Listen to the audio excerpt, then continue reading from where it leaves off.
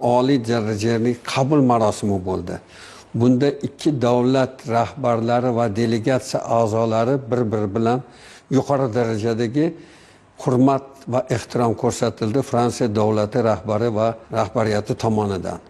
Buni asosiy mazmun mohiyati nimada? Bu yerdagi bo'layotgan muloqotlar bir-biriga bo'lgan ishonchni, hozirgi strategik sheriklikni mustahkamlash yo'lida qilinayotgan ishlarni, u bilan bir qator shartnomalarni imzolanishi va uni asosida bo'layotgan kelajakdagi Fransiya bilan O'zbekiston o'rtasida xalqaro tengma-teng huquqlikda muzokaralar olib borish imkoniyatini e'tirofi deb bilaman.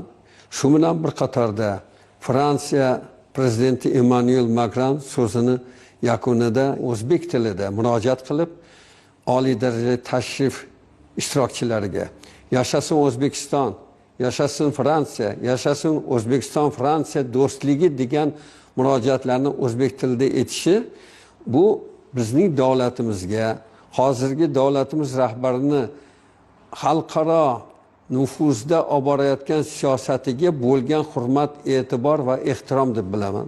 Yashasin O'zbekiston, yashasin Fransiya, O'zbekiston do'stligi.